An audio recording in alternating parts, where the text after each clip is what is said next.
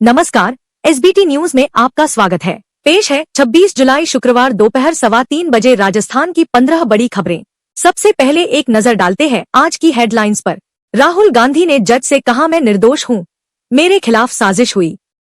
कारगिल में मोदी बोले, अग्निपथ का मकसद सेना को युवा बनाना। गहलोत ने कैग की रिपोर्ट के आधार पर मोदी सरकार पर निशाना साधा। राज्यसभा में किसानों पर चर्चा के दौरान हंगामा। विधानसभा में बाजरा खरीद को लेकर कांग्रेस का हंगामा। और अब खबरें विस्तार से सुनिए। गृह मंत्री अमित शाह की मानहानि के मामले में राहुल गांधी शुक्रवार को सुल्तानपुर की एमपी एमएलए कोर्ट पेश हुए। उन्होंने बयान दर्ज कराए। जज से कहा, मैं निर्दोष हूँ, मेरे खिलाफ राजनीतिक साजिश हुई है। राहुल ने कहा, मैं सारे आरोपों से इनकार करता हूँ। मेरी और मेरी पार्टी की छवि को धूमिल करने के लिए आरोप लगाए गए हैं। कारगिल विजय दिवस की 25वीं वर्षगांठ पर शुक्रवार को प्रधानमंत्री मोदी ने लद्दाख में 1999 की जंग के नायकों को श्रद्धांजलि दी। वह कारगिल वॉर मेमोरियल भी गए। प्रधानमंत्री ने कहा, सेना का रिफॉर्म्स हमारी पहली प्राथमिकता है। अग्निपथ योजना इसका हिस्सा है। संसद में दशकों तक सेना को युवा बनाने पर चर्चा होती रही। कई कमेटियों में ये विषय उठा, लेकिन इस बदलाव की पहले इच्छा शक्ति नहीं दिखाई गई। अग्निपथ का मकसद सेना को युवा बनाना है। राजस्थान के पूर्व मुख्यमंत्री अशोक गहलोत ने अब कैग की रिपोर्ट के आधार पर केंद्र सरकार पर निशाना साधा है। पूर्व सीएम ने इस संबंध में ट्वीट किया कि राजस्थान में हमारी सरकार के दौरान हम बार बार सदन में बात उठाते थे कि केंद्र सरकार राजस्थान के साथ भेदभाव कर रही है। सीएजी रिपोर्ट ने केंद्र सरकार से राजस्थान को वित्त वर्ष 2022 से 23 में 6,000 करोड़ रुपए की सहायता कम मिलने की पुष्टि की है। पूरे 5 साल में केंद्र सरकार से राजस्थान को करीब 76,000 करोड़ रुपए की सहायता कम मिली। राज्यसभा में शुक्रवार को किसानों पर चर्चा के दौरान सदन में हंगामा हुआ। सभापति जगदीप धनखड़ ने कहा, कमाल की बात है, इतना बड़ा संसद है, किसानों की चर्चा हो रही है और सदन बाधित किया जा रहा है। धनखड़ ने कांग्रेस सांसद रणदीप सुरजेवाला का नाम लेकर उन्हें वार्निंग दी।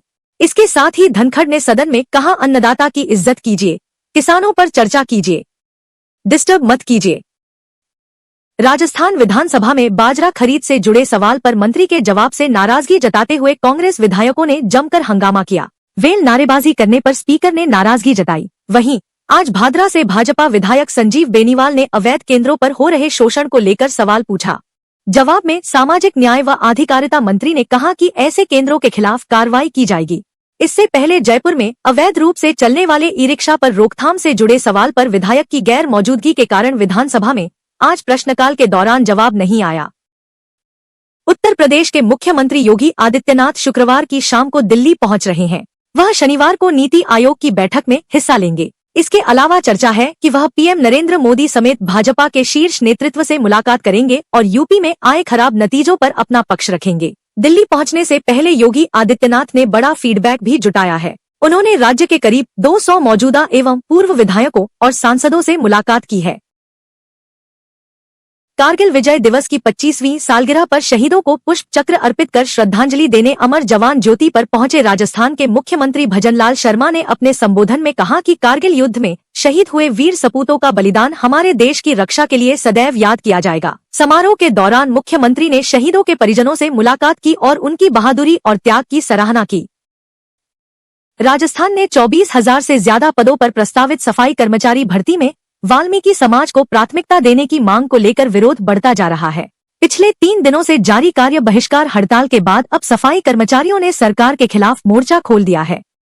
शुक्रवार को जयपुर में संयुक्त वाल्मीकि एवं सफाई श्रमिक संघ के बैनर तले वाल्मीकि समाज के कर्मचारियों ने परकोटे में विरोध रैली निकाल प्रदर्शन किया। जयपुर शहर में कुल 41,762 ई रिक्शा चल रहे हैं। यह आंकड़े तो वे हैं जो सरकार के पास हैं। इसके अलावा कई ई रिक्शों की जानकारी भी नहीं है। एक अनुमान के अनुसार इनकी संख्या 50,000 को भी पार जा सकती है। इस कारण शहर की यातायात व्यवस्था अक्सर जाम की स्थिति में आ जाती है। कारगिल विजय दिवस पर शुक्रवार सुबह अलवर के शहीद स्मारक पर शहीदों की वीरांगनाओं को सम्मानित किया गया। वहीं शहीदों को याद करते हुए पुष्प अर्पित कर श्रद्धांजलि दी गई। वीर शहीदों के बलिदान को याद किया गया। पूर्व सैनिक व अधिकारियों के कारगिल युद्ध में भारत के साहसी जवानों के बारे में भी बताया। अजमेर जिले में मांगलियावास के पास लीडी में अजमेर आयुर्वेद विभाग उपनिदेशक के आकस्मिक निरीक्षण में आयुर्वेद चिकित्सालय के बंद पाए जाने पर उसे सीज कर दिया गया। इस दौरान आयुर्वेदिक विभाग की टीम ने ग्रामीणों के बयान कलमबद्ध किए, जिसमें ग्रामीणों ने अस्पताल के आए दिन बंद पाए जाने की शिकायत की। उदयपुर के खान एवं भू विज्ञान विभाग से जुड़े एक लंबित प्रकरण में एक ही दिन में करीब 307 करोड़ रुपए की बकाया पेनल्टी वसूली गई है। खान विभाग का दावा है कि अब तक यह राजस्थान का पहला मामला है जब इतनी बड़ी रकम एक दिन में वसूल कर सरकारी तिजोरी में जमा हुई है। भरतपुर में जलदाय विभाग के सभी कर्मचारी सामूहिक अवकाश पर रहे।